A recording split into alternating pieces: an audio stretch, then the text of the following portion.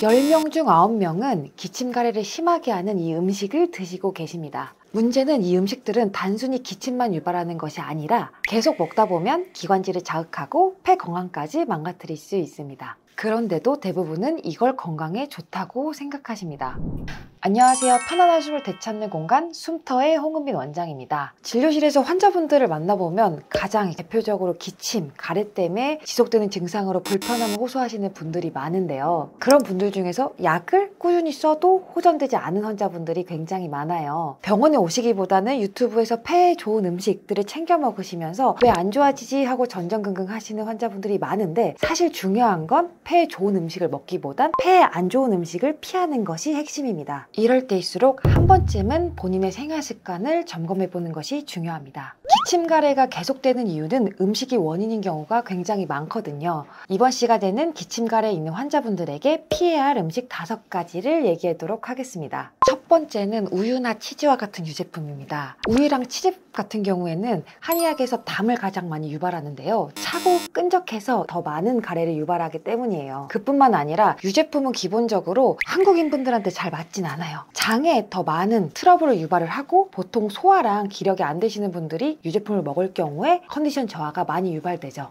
한의학계에서 말하는 이 담은 끈적끈적한 물질을 뜻하면서 흔히 노폐물이라고 생각하시면 돼요. 스트레스 많이 받을 경우에도 그렇고, 좌식 생활을 오래 해서 어디에 계속 오래 있다 보니까 축적되는 경우에도 모두 담이라고 말을 하는데요. 이런 상황에서 유제품을 많이 드시게 되면 담이 더 많이 축적됩니다. 그래서 기침 가래가 있는 환자분들은 유제품을 최대한 피하시고, 따뜻한 차나 따뜻한 물, 혹은 유제품이 너무 먹고 싶다 하시면 두유를 사용하시면 됩니다. 이렇게만 바뀌어도 확실히 몸이 편해지시고 기침과 가래가 줄 거예요. 두 번째는 차가운 음료입니다. 그 중에서 가장 조심하실 것이 현대인분들이 가장 좋아하는 아이스 커피인데요. 그 이유는 2가지입니다. 첫 번째는 차가움 때문이에요. 차가운 음료가 목에 닿으면 기관지가 긴장하면서 예민해질 수 있죠. 이걸 보통 기관지 과민성이라고 말을 하는데, 이럴 경우 약간의 자극에도 염증을 유발할 수 있어요. 이렇게 점막 환경이 자꾸 나빠지다 보면은 목과 기관지에는 바깥을 내보내는 청소 역할을 하는 섬모가 있는데, 이 섬모가 둔해지면서 자연스럽게 노폐물을 배출할 수 있는 능력이 떨어지게 돼요.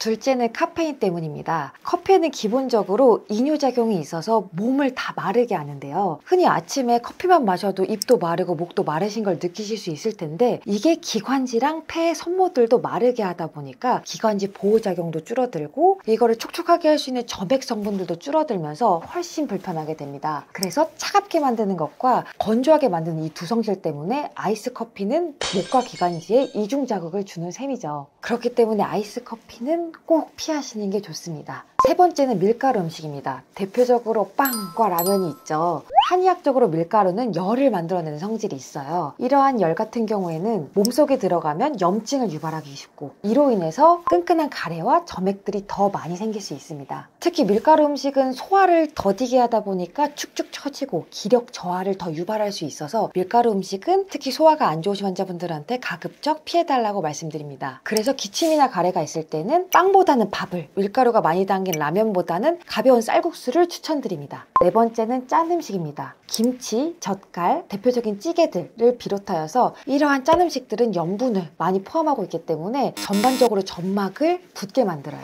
그렇다 보면은 기관지 많이 부어 있으신 분들은 더 숨을 쉬기가 어렵고, 알레르기 같은 경우에는 더 크게 유발됩니다. 짠 음식은 염분이 많아서 몸 전체가 붓게 되는데요. 이로 인해 목이랑 기관지 쪽도 붓게 되면서 한결 숨쉬기 더 불편하실 수 있습니다. 5번째로 튀긴 음식입니다. 돈가스, 튀김 등이 있죠. 음식을 튀기는 과정에서 유발될 수 있는 아크릴아마이드, AGEs 등이 생성이 되는데, 이런 물질들은 체내에 발생된 염증을 더 자극하면서 몸에 더 피로감과 폐 질환들을 가속화시킬 수 있습니다. 특히 기름진 음식은 밀가루와 같이 몸에 열을 유발하는 음식이어서 가급적 같이 피해주시면 좋을 것 같습니다.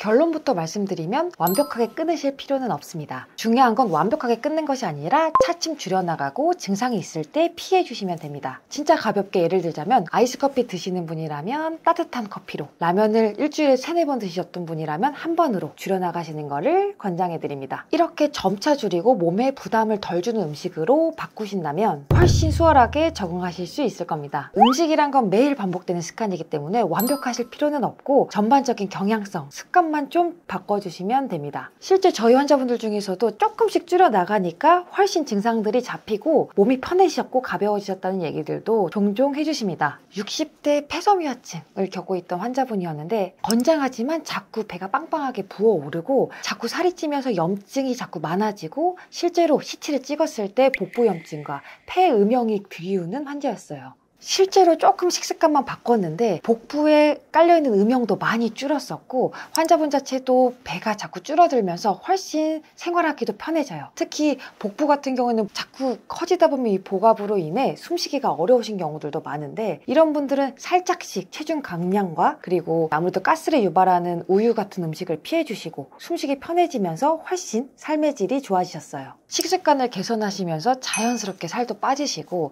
그리고 폐에 있는 음영뿐만 아니라 복부에 있는 음영도 좋아지시고 자연스럽게 환자분 삶의 질도 좋아져서 뿌듯한 기억 중에 하나였습니다. 당연히 음식 습관 개선으로 완벽한 치료가 되지는 않아요. 하지만 환자분이 같이 열심히 해주시고 저도 치료를 열심히 하다 보면은 훨씬 더 빠르게 수월하게 접근할 수 있었던 것 같아요.